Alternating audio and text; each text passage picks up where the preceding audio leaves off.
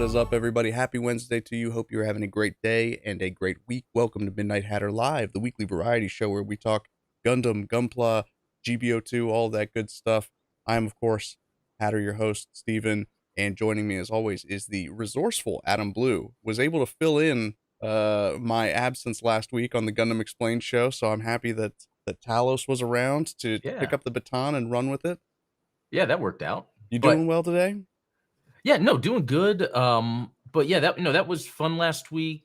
But speaking of guests, today seems to be like it's gonna be pretty awesome, if you know what I mean. Yes, we have a special treat for you guys.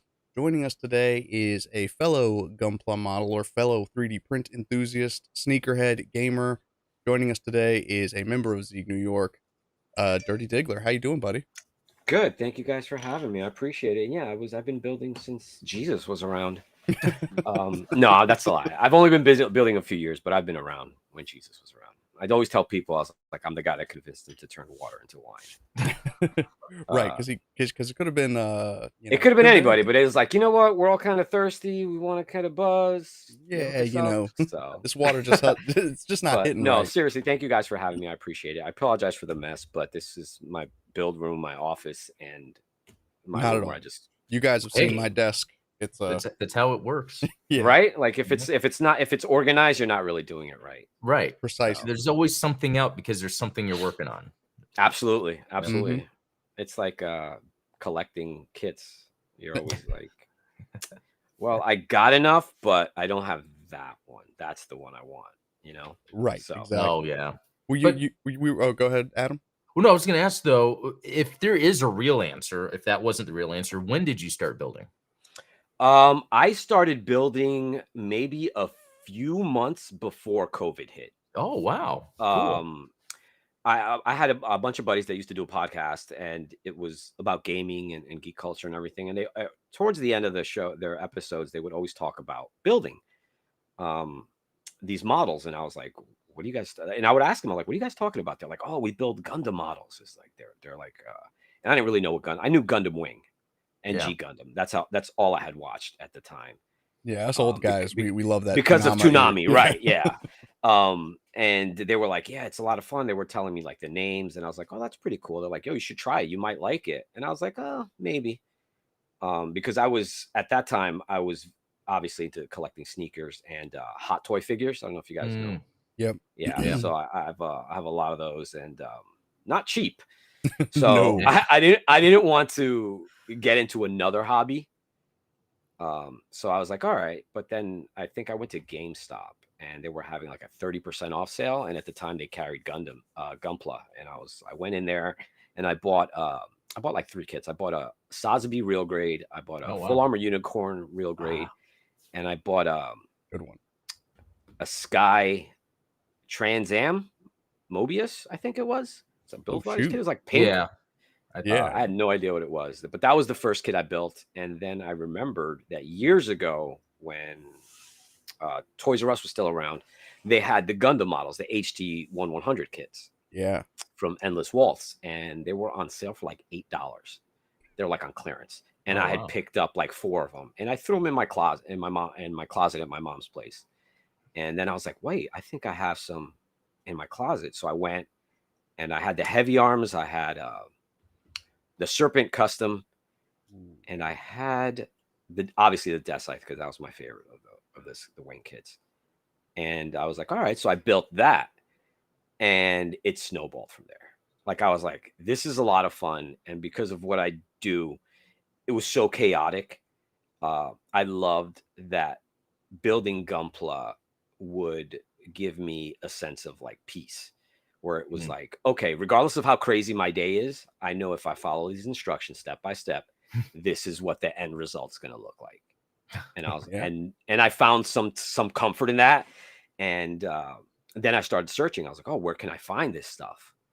Because I live in the North Jersey area. So I was like looking around, I was Googling things, and lo and behold, we have a store called Gundam Planet here. Oh yeah. This small little shop. Yeah. And it was 3 blocks from my house. Wow. Oh man. Amazing. So I would literally go do laundry on the weekends, and I would just walk down the block because it was down the block from where I did my laundry, and I would walk back with like 3 kids. And awesome. this was like every week. So Oh, my man. backlog started growing and growing and growing. And then I ended up making a friend that worked there. And, I would go in and just shoot the shit with them. And they built as well. And they streamed on Twitch. And they used to tell me, they were like, hey, you like to build. They're like, you should build on Twitch. And I was like, why? They're like, people like watching and just talking to you. And I was like, Then COVID hit. And I was like, okay, this is something to keep me busy. We were all like in our houses. We couldn't talk to people in real life or see people. So Twitch became like a way to connect with people. And I really did love it, and built like an animal. Like I would build as much as I could. I would bust through a kit like in a day or two. And I was so proud of it. I would panel line. Panel lining was always my favorite thing. I would have the Gundam markers and I would panel line my kits. And I think that was my favorite part. And then I started watching different people on Twitch, and they were building. And I came across one guy, and he painted. And unfortunately, he doesn't build anymore because, again, life happens, and we all get caught up in things, and things change. But he was always like, "You should try to paint." And I was like, maybe. I was like, I don't know. I just like building right now. He's like, well, if you ever decide to it. He's like, and I would see what he did, and I was like, wow, that's really impressive. Like, just the results he would get from it. And I was like, okay. I convinced myself. I was like, I'm gonna go get a kit. It was a no grade Zaku Phantom Okay. from Seed. That's a perfect like Yeah, blank slate type kit that you can really do anything with. It was like less than $30. So I was like, all right, let me grab this. And I bought a couple cans of Mr. Color spray paint. And I was like, in my head, I was like, I'm gonna make a black, purple, and gray kit. That's what I'm going to paint it as. And then we were having a conversation. He was like, you know what? He's like, cans are cool. He's like, but they get expensive. He's like, you should look into getting an airbrush. And I was like, okay. I thought about it for a while, and I started justifying like, how many cans am I going to have to buy to finish kits? Because you got to get the gloss coat, the top coat, and then the paints, the primer, all that stuff adds up. Quick. Yeah, and then I started looking at paints and how much paints were, and you could be like, all right, well, I could buy a jar of primer, and it could last you forever because you thin it, and you get like double the amount. And then I was like, all right, how much? And then I can get a compressor, and I could just do this whenever. I don't have to. I'm not subject to have to go outside and spray depending on the weather. And I started looking into airbrush, and I think I got like I was looking at a few cheap airbrushes at first, and he was like, they're cool, but I suggest if you're really gonna get into it and it's something you want to do, invest in a good brush, just because it's gonna last you and it's not gonna give you any problems. So I invested in like an Iwata. I think it was like 140, 150 bucks, something like that. And it's still, to this day, it's still my workhorse. Like, it's what I use most of the time. So you went headlong into it, like. Most people I don't do. I won't. I'm not gonna lie to you guys. I don't do anything half-assed. Like once I get obsessed with something, cool. I like do the research. I start watching videos on YouTube. If I'm like, I'm gonna paint, what are the best paints? What do I got to do to prep it? Like, what do I need to do? And then I was like, okay, I'm gonna do this, and I'm gonna go full bore. So I bought it, and I've been painting for I think about I started 4 years ago building, and I think I started painting like a year in. So it's been like 3 years of painting, and now I'm starting to like venture out into trying to scribe, and I want to do more customizing. You know what I mean? It's nerve-wracking. I'm not gonna lie. My first scribe attempt was back then, and I look at it, and it's just like, wow, that was basic as heck. It's basic as heck, but I was so proud because I did something. I carved into plastic, and I didn't know it was gonna come out. And then the Dom that I did, I really could say I did a lot of scribing on that. And as terrified as I was, I follow a few people that build on the regular and customize, and they were just like, don't be afraid to scribe because you can fix anything. And I was like, what do you mean? They're like, if you scribe something and you mess up, just use CA glue. You pour CA glue on it, let it dry, and then you sand it down. It's good as new. Yeah. And once I found that, I think I think when I was scribing one of the Dom's legs, it took me like a week because I kept messing up and I just kept Oh. re-gluing it, Oh, wait that's till it dried, sand it, and do it all over again. But That's a good it's tip, the CA glue, because I've been told to it's do just like modeling putty. I've put putty into seam lines and things like that. putty is great. The problem with putty is it takes longer to dry. Yeah. Like CA glue is a lot faster. And it Immediate. depends also on how big the groove is that you're trying to fix or the line. True. But it worked for me perfectly. Like I would, if I see, prime it, see a spot, all right, fix it, sand it, do it all over again. That's Like I awesome. said, it took me months, but I'm so happy with it. Like even it's not perfect. There's definitely like some lines are off, but the fact that I did it, I tried it and I did it myself, and I was like, all right. I was like, that's perfect. And I'll tell anybody in the hobby, I was like, And the lines that you scribed, did you panel line them with the marker, or did you go back with no. like So the I honestly took the kit. It was a donated kit because a friend of mine built it, and they just get rid of all the stuff they don't want anymore. So they were like, "Do you want this Dom?" And I was like, "Oh, I have two in the backlog right now." And I was like, "You know what though? This one's built." I was like, "I'll take this one. I'll scribe it. I'll mess around with it." I was like, "If I mess up, I didn't pay for it, you there know." you go. Yeah. So I literally drew with a pencil. I just started going onto the parts and just started drawing lines and seeing what looked the best. I think that's for me personally. That's always the hardest part of scribing is figuring out what lines I want, what looks cool, Yeah. and how to match it on the other side. But like I said, uh, once you get like the first leg done, then it's easy because then you could just copy that onto the next leg. You already know what you did. Right.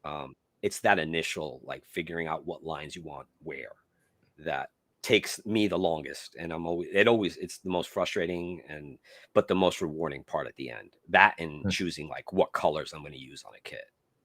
Well, so and you come from a traditional art background, like you're an illustrator as well. Yeah, So, yeah. I mean, what kind of lessons do you think you've brought from, working in traditional mediums into modeling that you think has kind of accelerated your growth? Because most people are not going from building to airbrushing in the span of a year and then Well, describing like, I it all started with, man, it's so much it's so crazy how I owe everything to Wing. So back in the day, I had a bunch of friends that rode motorcycles, the crotch rockets. And my one buddy was like, yo, you should airbrush helmets, because they had people that would come in and they had bikes airbrush customized. And they were like, yo, you're really good at drawing. You should airbrush. So I was like, okay, I was all into it. And I already had an idea. I was gonna get a helmet and I was gonna airbrush the Wing Zero's head as the helmet. No idea what I was doing, but I went into the city. I went to Pearl Paint. I bought an airbrush. I bought a bunch of paints. Uh, thank God that didn't work out because I didn't realize how difficult it was. I had totally bought the wrong paints. I didn't realize how much ventilation you need if you're airbrushing like a helmet as compared to or like Gunpla. automotive I would paints have, are slightly different than, your yeah, standard plastic acrylics and yeah. I was like, acrylic's not a problem. And then I was like, why isn't it stick? And then, yeah, they told me like, yeah, that paint doesn't work. You need automotive paint and you need like a lot of ventilation because those fumes will kill you if you're sitting around. So that didn't work out. But you'll I feel had really already, good before you go. yeah, you'll feel happy until you pass out. But I had that airbrush and I messed around with it a little bit. And then I did my research and I was going to use it. It was a siphon fed Iwata airbrush. And then everybody was like, no, you need a gravity fed because you're not going to use that amount of paint. You're not going to use as much paint as you would like painting a helmet or anything like that. I was like, all right. Sure.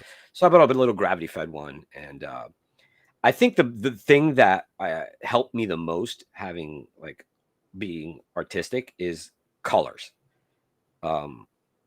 Figuring out colors, what goes well together, what's going to pull your eye to what. And obviously, I've spoken with other builders and painters that are just ridiculously good. And I'm always like, wow, I'm inspired by the way your kit makes my eye go everywhere.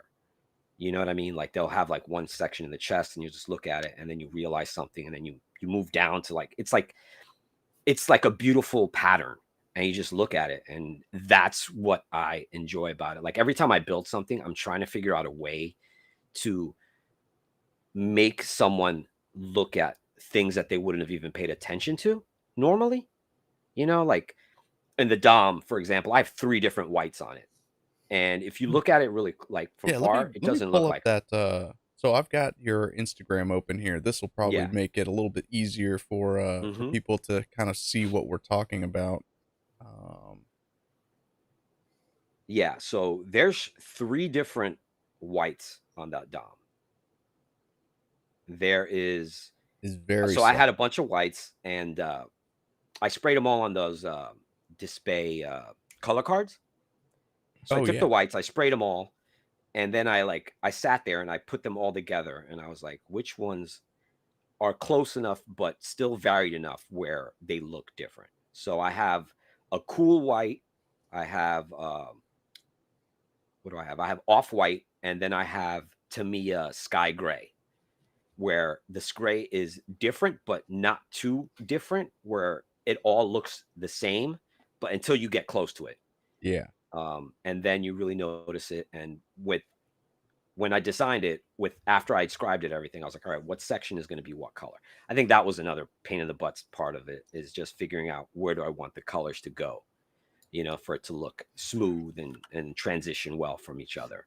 Right, because you had to Um, identify like which, panel. right. Like, what did I want to be off white and what do I want to be cool white? I don't want it all to look sloppy. Right. Um, Yeah, and it doesn't. It doesn't look thrown together at all. yeah. I mean, Like I I said, think I do think that it came out very, very well. Like, I look at it now and it's just like, oh, it's gorgeous. And the yeah. thing that for me that drew my attention to it, and this is one of the things that I wanted to talk about today, was the difference in texture, because a lot of Hmm. people, when they are building a kit and customizing it, they'll either go like all matte, like I do, like all matte finishes, or they'll do like an all glossy finish, or depending on which type of kit they're building. One of the things that you did here that I think is fantastic, is like brilliant, is that you really mirrored the textures of the sneaker on the kit Yeah. using like the gloss for the black like patent leather. I don't Right. know if Jordans still use a real leather if it's pleather, I but hope not. yeah. So yeah, I mean, the fact that you were able to mirror that texture onto the kit by using different finishes is just awesome, and it really does show, the inspiration has carried over to the kit really, really Yeah. well. So the biggest thing I wanted to do was incorporate everything about this, as much as I could about the sneaker, into the kit. So if you look at the waist area and the knees, it's painted carbon fiber, because if you flip the Jordan over underneath where the sole is, there's carbon fiber. Yeah, If you look at the head and underneath the shoulders and the side skirts, it's purple. It's Concord purple, because again, on the bottom of the sneaker, the pads of the sole are purple. right. Um, and the regular black is just for the inside of the sneaker. That's just regular black. So I was like, I wanted to get as much as I could out of the sneaker for someone who knows the sneaker to look at it and be like, wow, I know why it looks that way. Exactly. But it just all blended in so well. Like, even if it had nothing to do with the sneaker, it just came out fantastic. Yeah, I mean, it's a really stunning kit, and I Yeah. mean, But the decals, obviously you had to have the 45 on there, which is right, which is a because that's nice the number touch he as well. wore. Right. So the only thing I will say is the gloss black is such a pain, because fingerprints are drawn to it like magnets. So when I have Yeah. to like move it, I wear like a rubber glove, because if not, you gotta like shine it and everything, and I just keep it put away. But yeah, it was a lot of fun. And I will tell anybody, try something different. You know what I mean? Like, Yeah. I mean, this is a even huge it, inspiration to me. I used to sell I'm sneakers, glad. so like Oh, okay, my, yeah, my favorite pair of shoes. I've got a pair of Kobe nines upstairs that I only okay. break out for special occasions, and that I'm I'm like, the same, man, man. I'm about to go grab those and and You start should. examining what. I remember once someone brought up to me, they're like, "Hey, this person did something, and it was a sneaker colorway," and I was like, "Oh, that's awesome," and they're like, "Oh, you're not upset?" I'm like, "I don't care." Like, I'm happy that someone else wants to do it. I hope more people do it. Like, I don't ever feel like anyone should ever be like, I've heard discussions. You guys have been in the community. You guys know sometimes people are like, "Oh, this person did it first. So what, man? It doesn't matter." Yeah, I can guarantee you, no one has ever been completely original. So you're yeah, always draw inspiration from something else. you know. Yep. So Absolutely. just love what you do, man. It's a hobby for everybody that wants to do it. Yeah. It's very interesting because you were telling me how, I guess, this recent time you really got into it was we went to GameStop and got a Yeah. full armor unicorn, among others. But it was the same thing with me. 2019 GameStop full armor unicorn, real grade. I built Right. that and I was like, what is this? And then but with you, did you then get like into watching the shows and the lore and all that, or did it? Yes, because I Okay. wanted to know what it was about. Same here. Yeah. Yeah. What was the first one I watched? Obviously, I watched Wing. Everybody's watched Wing. Then G Gundam because that was on Toonami. I think the next one I watched, and it's probably my favorite, is the 8th MS Team. Oh yeah. That is my favorite Gundam series, and the reason I say that is because it's grounded. There's not really a lot of new type stuff. And it's the one I can recommend to people that are kind of interested in watching Gundam and finding what it's about and not be overwhelmed. You know what I mean? I was like, it's Sure. based on the ground. It's like war. It's a war story. It is. You know, first and foremost. Right. And I would say, as far as like Universal Century goes, I mean, it's a great onboarding because you don't have to have 40 years worth of lore in your in your back pocket. You don't have to sit there and watch like 50 episodes to see what happens. You know, you get 9 episodes, you're in, you're out. If you like it, then maybe go into something else. And it's pretty good animation for people that might have a hard time with older animation, which is unfortunate, which is crazy that it was done that long ago and it still holds up so well. That's why I love that time period of animation, like where it's like where they got so good at that skill right before it became more computerized, and so like that hand-drawn animation just looked. Well, to me, the end all be all still Akira, like that. Yeah, that is the end all be all. Like if you want to see something that will stand the test of time, it's that because it was all hand drawn. There was no computers, none of that. These guys sat there on boards, painted every cell, and you look at it now and you're like, wow, look at this. This is fantastic. And because it was a feature, and I think the same thing goes for 8th MS Team is you don't have a lot of that recycled animation where because 0079 was coming out every week, they had to recycle a lot of animation. We're going to recycle transformations, things like that. You don't see any of that in Akira. Yeah, and I also think because of Gundam is because they didn't really know what they had on with them. Like they were just like, let's do it and let's hope it hits. Right. And it unfortunately it didn't hit until the toy started selling, and then they're like, wait, we got something here, and that's why you see such a change between that and Zeta. Yeah, I know, I love that. And Zeta is cool thing about Zeta's my second favorite series of all time. Zeta's one for me. And to me, has the best mobile suit designs of Gundam. Yeah. They really got adventurous. Followed by, I know people are going to hate Seed. I think Seed has some beautiful mobile suit designs. The story, it does. The story, you could hate it or love it, but the suits look beautiful. No, I'd agree with that. Yeah. It's I mean that was like the last generation I can think of Gundam designs that the mecha were like truly iconic looking. You talked about like having your eye drawn to certain things. Those mobile suits, they really do have these kind of what's the proper term for it? It's just like focus points, places where your eye can fall on and rest. And like I really I value that very much in mechanical design. My least favorite part was when they're deactivated, like the strike was deactivated. I'm like, it's so plain, it's white, gray. And then and then it would light up, and I was like, there we go. Now we look good. Okay. But, I found that to be like an odd a component of choice, right? Yeah, I never really got my head around like why is this happening? And I don't know what you guys think was that really just to sell variants for people to paint? More than likely. Listen, we all know that it's just everything is to sell. Oh, you know what I mean? Yeah. There's a reason we got like 9,000 unicorn, different versions of the unicorn and the freedom. Like it's because whatever sells. That's what they're going to put up. People are like, we hate the unicorn, but it sells. Yeah. And that's why you have 6 forms of Barbatos and all that good stuff. Well, Barbatos, I love the design of the Barbatos, and the kid is fantastic. Which form? Yeah, which one? I'd probably say the third form. It's my favorite. Yeah. Oh no, I'm lying. The Barbatos Rex. Oh, okay. It's like once you get to Rex. like that Barbatos Rex, it starts looking like a Zoid because it's. I think that's why I loved it so much, because it's so animalistic, and because the series in general was just, there weren't like high tech weapons. Everything was just like blunt objects or like cannon shells. That's it. And Yeah. I think that's why I enjoyed like the combat in those, because it was just so visceral. And you got these kids in these machines like dying, trying to like pilot themselves and survive and, save themselves.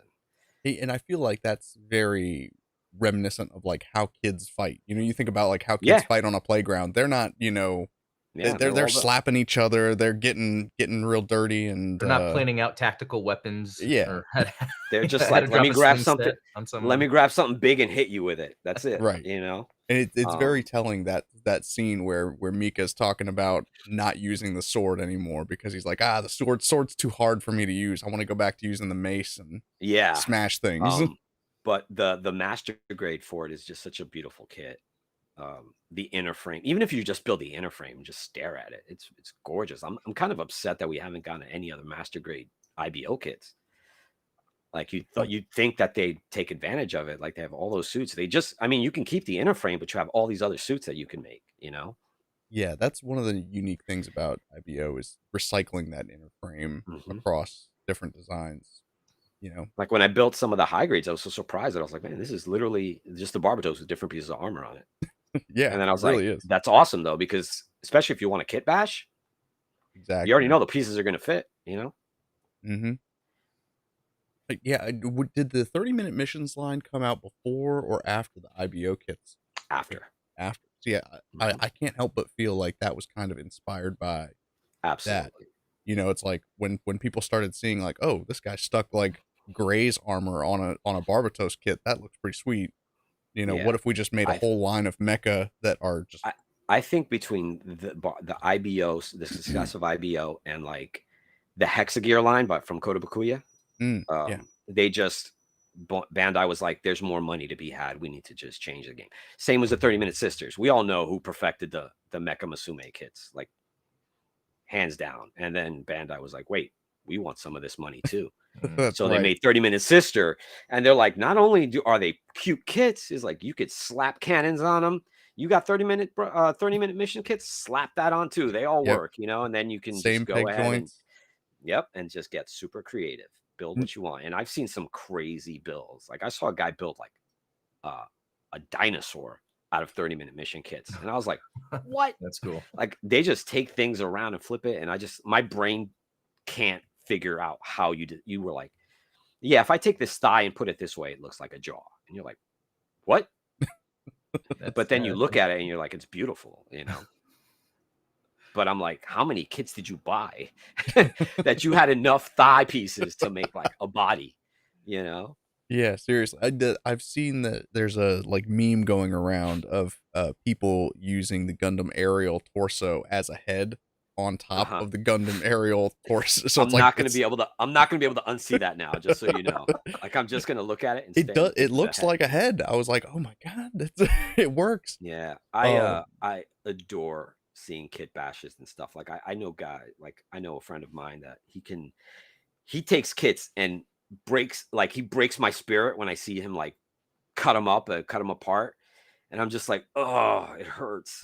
But then I see what he creates after, and I'm like, oh my god, like how did you even like I remember he was putting a leg together, and he showed me the leg, and I was like, what is that piece? And he's like, oh, I took the Lunamara Hawk and I just flipped it upside down and put it as a thigh. I was like, what? Because it looks like it fit. It looks like that's how it was designed. And just some people just have a good mind to just put shit together in their brain. I admire that so much, man. Yeah.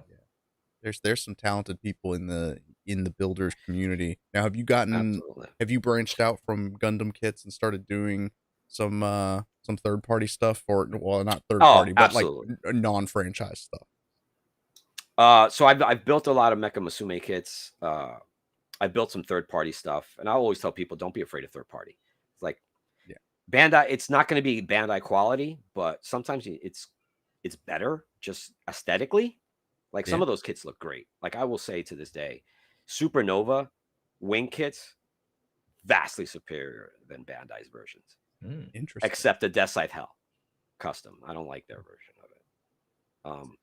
Sometimes if the design is just a little bit too esoteric, you find that it's a little harder to get that third party.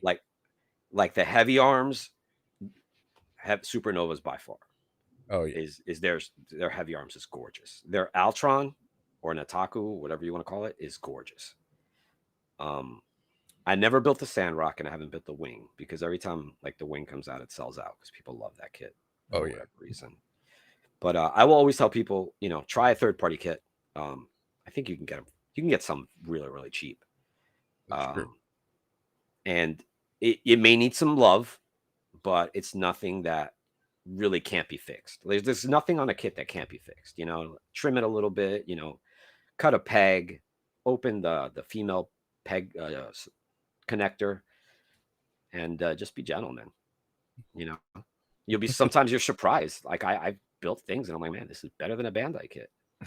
Yeah, well, and especially if you're going into it with the intent to already customize it, like if you're going to be painting, if you're going to be kit bashing, then why not experiment with a third party kit, right? Exactly. I think that everyone should at least at some point try and branch out from Gundam. Maybe branch out from Bandai. Like some people just don't like things. Like try an armor kit. Try the MK kits. Try something different. Try a Mecha Musume kit. Just see if there's something else that you like, because sometimes you gain inspiration on your next build from something else you've built, or maybe you can kit bash it. Like I watch a lot of Asian builders on YouTube. I'll be honest, 90% of the stuff I watch is Asian builders on YouTube.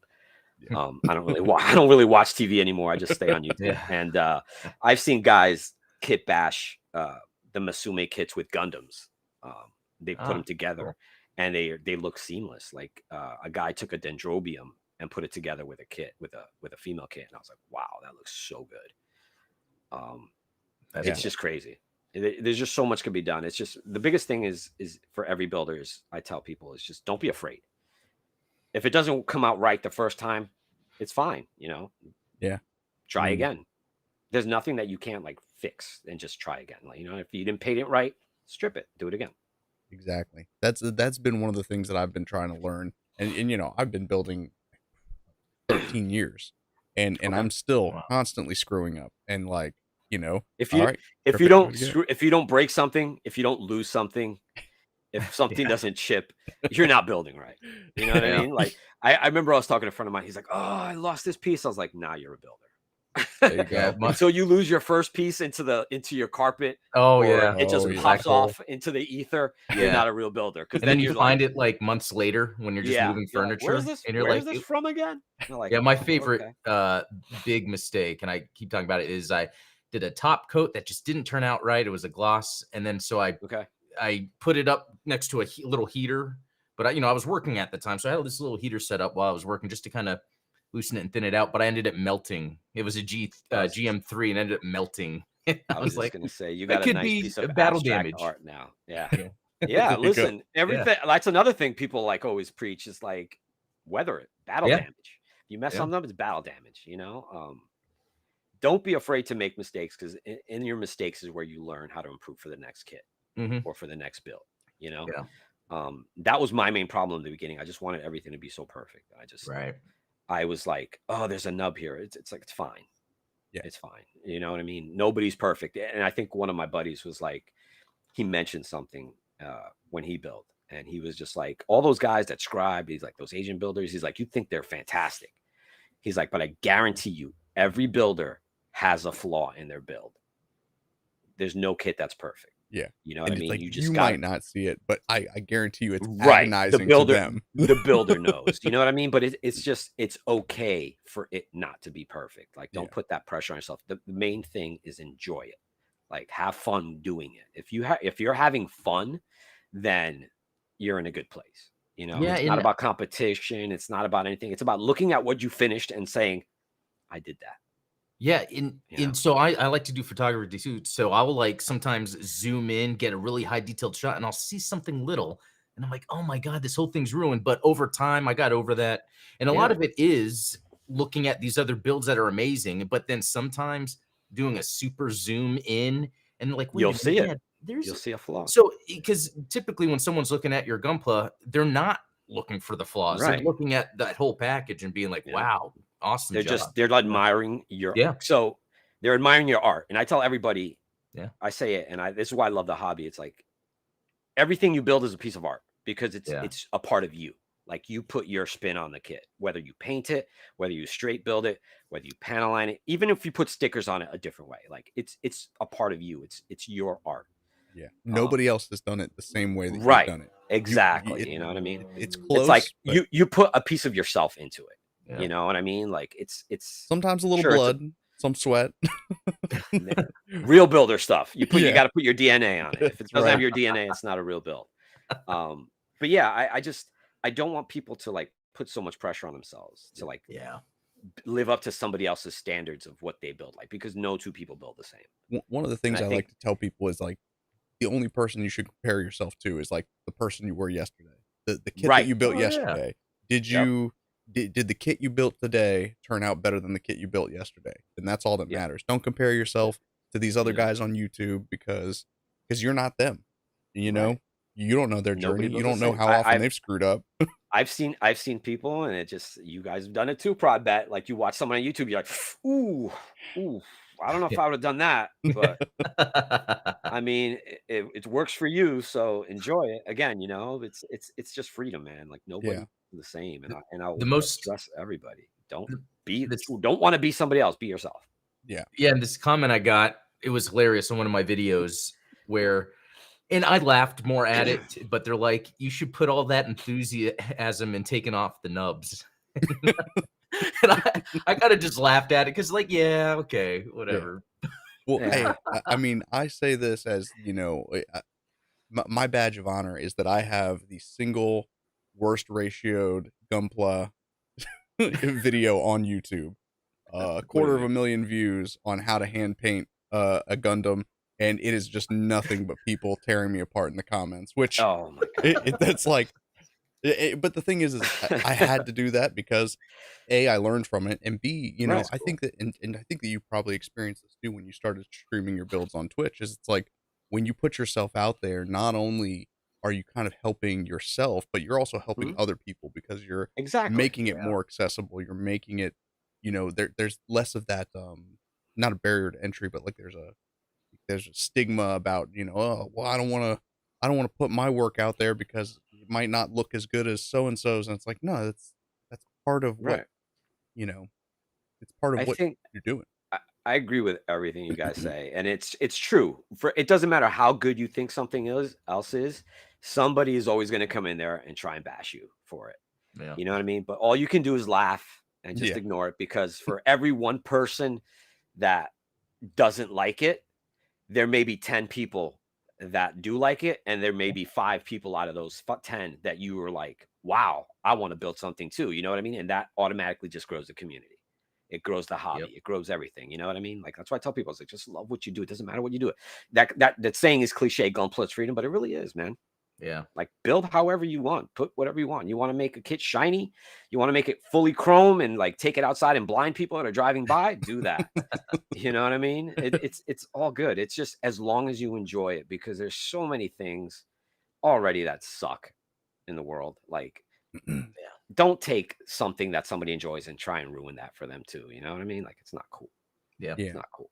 Yeah. And especially like, I think that, you know, you mentioned being a builder during COVID, and it's like one of the sort of coping mechanisms that we have is just having something that we have control over. Right. You know, it's like you have, this is like an artifact in your hands that you can work with, that you can, you know, kind of tame in your own image. And, you know, it's like, I think that gives people a sense of control, a sense of, you know, satisfaction about themselves. That's like literally what it did for me. Something.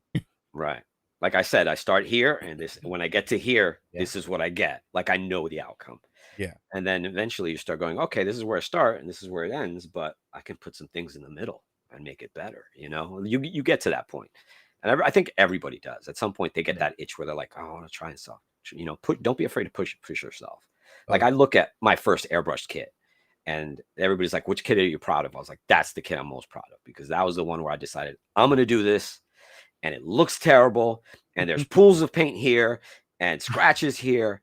And I was like, but I wouldn't change it for the world, because I look at it and I look at what I've done recently, and I'm like, this is how far I've come. You know what I mean? Cool. Like, don't be afraid of your mistakes, because all there is going to be something to look back on and just prove to you that whatever work you put into the hobby is going to show, Yeah. And if you don't want to do anything, that's fine too. Just enjoy building. Yeah. I mean, kits look fantastic when they're just built and displayed, I still have straight build kits that I love to death. And I think about taking them apart and painting them, but then some of them I'm just like, no, that kit looks good just like that. Just like yeah. I've definitely bought kits in the past where I'm like, oh, I can't wait to make this custom with it, and then I look at it after just the snap build, and I'm like, well, maybe I should buy another one for the custom and save this one, because that's a problem that I have, because I'm like, I could do this, but I just buy another one. But I'll tell you, one kit that I loved straight built was the Justice from Sieg. Yeah, that was a beautiful kit, beautiful details. Once it's panel lined, love the colors on that kit. It's so gorgeous. And I just was like, I should take it apart. But I'm like, you know what? No, I don't want to. I think it looks good just like that. That's good. Have you ever gotten to a point yet where you have to offload Gunpla, or you can't display them all? Or no, you've kept every single? I have every Gunpla I've ever built. That's awesome. And do you have them all displayed? No, a bunch of them I have tossed in a box now, because I'm probably gonna use them for pieces for something else. Okay, because I have that problem. It's like I want to display them all, but listen, I am so envious of people that build HGs, because you have so much more room. Oh, okay. Because I usually work 1/100th. Okay, so I'm like, this is because I'm blind. I can't see little pieces. If God forbid I try to scribe an HG kit, but like I see the shelf presence that a bunch of HG kits have, and then I look at the MGs and I'm just like, man, I could build so many more HGs, and it's so much easier on the wallet. Yeah, know, it's a weird one. They're really hollow too. So like if you get into stuff like LEDs and stuff like that, it's so much easier to wire up an HG kit, because you're not kind of like threading wires through the inner frame. Through inner frame, yeah. I will say that I'm so sad that I didn't get into HGs a lot sooner. But the HGs we're getting now are remarkable. Like those Witch from Mercury kits. Those things are beautiful. The engineering on those kits is so good. Yeah, as opposed to like a gym from like 2001. Yeah, but they need to update. I've been waiting. Yeah. And they have like the Origin version coming up. It's not exactly what we were wanting, but it's I'll take it. Close enough. You could paint. We could paint it. We can paint it to look anything we want. Exactly. Go ahead. No, go ahead. I was going to say, speaking of admiring engineering, I wanted to get into the topic of 3D printing, because that's something that you've introduced into your hobby as well. And, for my part, it's given me even more of an appreciation for the engineering of model kits when I try to 3D print parts that are compatible with model kits. First of all, I admire the fact that you can print parts that work for your kits. I'm like, if I could find it, I'll print it. I cannot even imagine creating something to fit on a Gunpla, It's pretty amazing. It's a lot of work. Yeah. Micrometer is your friend. What do you use? What program do you use? So I work in Blender, and usually what I'll do is I'll take some 3D models from video games and then just break them apart into their individual components and kind of strip them down and say like, okay, well, if I need like a shoulder, like a pauldron, like a shoulder armor, I'll split it in half and put some peg joints in it, and and try to build out from there. But yeah, so how long? Well, first of all, what kind of a 3D printer do you have? Again, I don't do anything half-assed, which is stupid, but so I have a Creality Ender 3? No. So I have FDM, and I have 2 resin printers. Oh man. Yeah. Oh, wow. So I bought this small one. I bought it at like Micro Center. It was like on sale for like $200. So I bought it Oh, to start with it. And then I got the itch. I was like, wait, I want to print bigger because I want to print like superhero busts and statues. I And I was was gonna like, say I'm gonna bring up the the Thanos? Oof, yeah. that is a big thing. Like, I don't even want to tell you how much resin I went through because I had to reprint the chest like 3 times.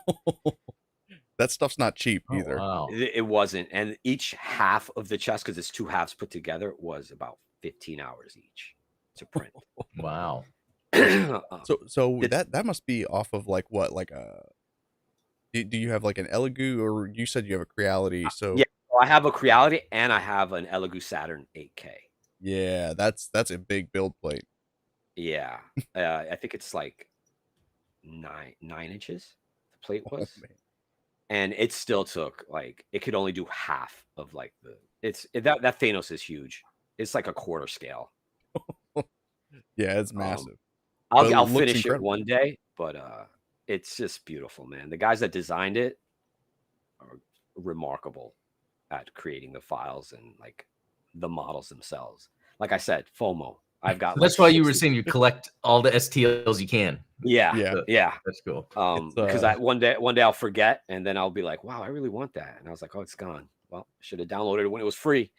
exactly Yeah, right. good call, Ben. Yeah. It's like I Yeah. don't So even play Warhammer, but I have like dozens and dozens of folders of I'm Warhammer I, minis that I'm like, I am afraid to get into the minis game. I Oh, don't even want to play with that because I know that's Pandora's box just looking to be open, and then have shelves of like soldiers and be like, yeah, I'll paint these eventually, and they'll just sit there it looking at me, giving me the side eye. learning from Hatter, like when I would be doing some of my own painting and doing the mobile suit ensemble, which are like these smaller ones, but are still kits that Yeah, need to be painted. It's gotten me to enjoy the mini thing, and I feel yeah. like I've kind of slowed down like my airbrushing on my Gunpla, and there is that more of that interest of that mini painting, and I haven't really So decided. I love mini painters. They are so skilled to put shade and Yeah, depth on that those stuff. miniatures with a handbrush, oh, with a paintbrush. Like I have shaky hands, so I can't even Oh, imagine doing it. Like I'm always like my hands are shaking. Like even painting the little pilot on the Dom. Oh my god, I was like having a heart attack. I was like, oh, it's so tiny. But I watch these guys and they paint these minis and they put so much detail and depth and like yeah. skin tone, and I'm just like, oh yeah. this is crazy what you can do. You know what I mean? And I think I think most people that do the mini painting and do Gunpla, like their paint jobs are ridiculous because they combine the airbrush and then they put in the little hand brush details, and it makes it just fantastic. Yeah, Like I've seen some I'm a people. fan of anything creative. So Yeah. it's like I Oh just yeah, sit and stare, you know? Yeah. yeah. When you do Yeah. like when you see people do like the object source lighting on a Gunpla, and so Oh, you see that technique that's been used on something that's 1/400 scale, then brought up to like a 1/100 scale, like Yeah. on a master On the grade kit. Gundam. It's pretty impressive. So that's where I got my my pre-shading technique, because I used to pre-shade where I would prime it gray and then do the outline of the piece. Now I just prime everything black. Yeah, Everything's prime black, and then I go over it with, depending on the color that I want to use. Like if it's obviously the Dom, I had to go over it with white, yeah, and I will highlight it, and then I'll go over it with few light coats of white over it, and it'll give me that edge of that highlight edge, and I'm like, that's love. And I got it from watching um mini painters do it. yeah. When they do like The the what they Zenithal. go the Zenithal Yeah, highlight. Yeah, that's where I got it from. I was like, oh, that's actually interesting. yeah, and that can be that's a very useful technique for drawing people's eyes in places where you want it to be, because then you can like, Hmm. if you want people to focus on the face, then you apply more light coats to the face, and then make Right. the feet darker, kind of thing. Well, when the resin printing started, I would watch hours of videos of people painting like busts and statues, and just seeing how much effort goes into like making skin tones, where they go off with the base coat and then they'll go with like a clear red and a clear yellow and a clear blue, and then how they explain that's because, you know, all the blood vessels and everything and the spotting, and just make it look as real as skin can be. And I'm just like, that's a lot of work. Yeah, remind me watching the guy, I forget his name, Chong or something, the guy from Hot Toys, that he would paint the heads of the figures. Yeah, I watched him too. Oh, I love that. Yeah. I watched him. Who else I watched? I watched Ground Affected. Was a creative collector. A guy from Japan. I can't remember his name. Is he Japan or is he maybe Malaysian? I don't know. I watch so many people. I feel bad that I can't name more Japanese builders because I just don't know their names because they're written in the kanji. And I'm just like, I don't know what it says. I don't know what he's saying, but I'm going to sit here for 25 minutes and I'm going to watch what he's doing, you know? And I just love the art form and how they look at it as art. Like it's an art form for them. Anybody in Asia, like the Koreans, Indonesians, Malaysians, the Chinese, Japanese, like they love building, and you could see it because of the passion they put into the build process. You know, and it's just it's an art to them. And I think, and that's why I call it art for us too. Like, even if you just straight build it, that's art. Yeah, you put yourself into that, regardless of whatever it is. 100%. So yeah, tell me more about. So you know, you kind of just source your files for 3D printing online. What do you typically look for? You said you're really into doing you know, the superhero busts. Yeah, superhero busts. That's it. Anything that. So I'm originally a comic book kid. I've been reading comics since like the early 80s. So anything that shows that love, like I like obscure characters now. The older I got, the more obscure characters I like, but I've always loved Superman, Batman, Wolverine. I think Wolverine was like the first guy that I fell in love with. Yeah, for us guys in the 90s, Wolverine was it. Yeah, I'm talking about the 80s. So my first I remember like my comic in like 1983. And I was just like, wow. The first thing I saw was just the cover with a hand with knives coming out. I was like, wait, what's this? And I bought it, and it was like, that's it, you know. But as a kid, you know, I watched The Incredible Hulk, I watched Wonder Woman, whatever was on TV. Yeah. And you consider yourself like, more of a Marvel or a DC guy? I was a Marvel guy in the beginning because I didn't know what DC was. I just knew Superman and Batman. Yeah, most people, that's it. Yeah, but as I got into like the late 90s, 2000s, then I started getting more into DC. Yeah. Now I don't consider myself either. I just love the characters. You know, just give me a good story. I don't care who it is. Like I actually like a lot more independent stuff now. Than the mainstream. Absolutely. But I haven't bought a comic in like over 12 years. Same here. I mean, it's very competitive for your wallet, you know, whether you go to the comic shop or whether you go to once comics started being over $3 a piece, I was like, yeah, no, I'm good. Yeah, exactly. Now what are they, like $5 a comic? And I'm like, right. I think back to that, there was a whole ad campaign around DC Comics where they said like, oh, we're drawing the line at $2.99. I was like, well, that didn't last long. Wow, you remember that saying? Oh my God, that's fantastic. I have the poster. I think I have it too. It's like what was it? I forgot what it was. I still have it. It was like a line of the Justice League.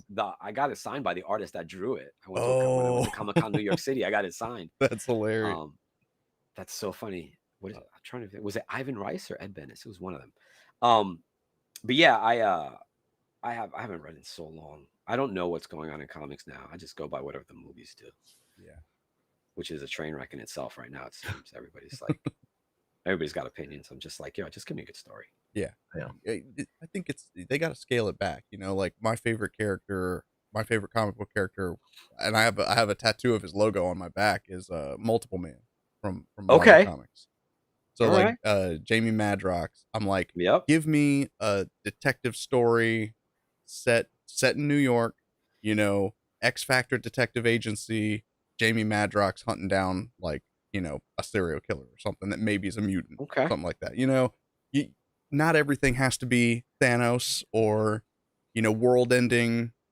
I agree, 100%. Not everything. I'll be honest. And when I watch anime and when I watch like TV shows, I think it's those episodes right after a major storyline that are my favorite. The filler episodes. Yeah. Like in Dragon Ball Z, my favorite episodes were always the filler episodes. Like I love to see what people like, the interaction between people.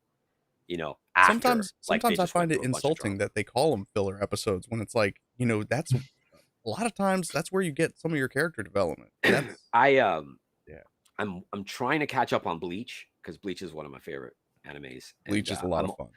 I am 150 episodes behind. And my friends are like, yeah, you could just you could skip the filler episodes. I'm like, what? No, we don't skip the filler episodes. Those are the ones we watch. You know what I mean? Because that's when you get like where they are mentally or like where they are emotionally. That's when you get that. Adam and I are notorious for bullying people who skip episodes of Gundam. Yeah, even sometimes I might think something's considered filler, but it's like I have to watch it. Right, because sometimes it could be a little nugget that I was just gonna say that sometimes it's just one little nugget that they'll go back to later and be like, I remember that. The only Gundam series I think I haven't watched yet is Double Zeta. I was just told that it was on Crunchyroll. I need to watch that, but everybody says it's rough to get through the beginning. It is, but it's worth it. Oh yeah, right. Everybody says it's worth it. They're just like, you gotta. And I would even say it's almost the beginning would be considered what people consider filler because you're really just getting these awkward moments between these group of characters. And it's like, well, I really want to dive more into the, but it builds that up because those characters are pivotal throughout the rest of the season. So. All right. I'll have to check it out because I know it's on Crunchyroll now. So cool. Yeah, absolutely. Well, that's bringing us around to the top of the hour. So you can go watch Double Zeta on Crunchyroll right now. I will. No, I'm gonna get back to work. Exactly right. Yeah, same here. But no, this has been an awesome. I honestly could talk to you about anime and Gunpla all day because man. this is. Listen, again, thank you guys, man. I appreciate it. It's fun. It was fun talking to other people. It's tough for me. Like I was telling Richie, it was a little nervous at the beginning because it's always difficult for me to talk to people in the beginning. Yeah. Just because I don't know how to approach it, and then after it's just like I won't shut up. Yeah, we're pretty chill. We kind of get off into the weeds a lot, so that's always fun. But yeah, for those of you watching, definitely go check out DrtiDigler's links down in the description below. I've got them linked on YouTube, over on Instagram, Twitch. Catch some of these build streams. You need to stream more builds. I do definitely need to stream more builds. You know what it is? I always get caught up in when I stream and people are watching me, I want to give them attention. You know what I mean? Because I respect the time that they're giving me. So I want to be able to make sure I talk them. But when I'm scribing or especially when I'm painting, I'm so focused that I'm afraid that they're going to feel ignored, and I don't want to do that. So usually when I do the pre-build before I start like really working on something, I'll build on stream. I built the Zeta on stream. So that was a lot of fun. I can't wait to see what you do with that Zeta. You're right, though. I definitely need to build a lot more on stream. Heck yeah, man. Well, no, thank you so much. This has been so much fun. Thank you. And I appreciate it. Yeah, definitely. Like I said, it's always good to talk about the hobby with people in the hobby. And like I said, it's all about destigmatizing it for people. And so exactly. Enjoying it. It's fun. Regardless of whatever your hobby is, enjoy it. Exactly. Other people enjoy it too. Don't make it difficult for like others or yourself to be able to talk about it. Go after it. Go do the thing. Agreed. All right. Well, hey, thank you so much. And for you guys watching, listening, thank you so much for tuning in. Hope you guys have enjoyed the show. We will catch you on the Gundam Explained show tomorrow. Yep. See y'all later. See you guys. All right. Take care.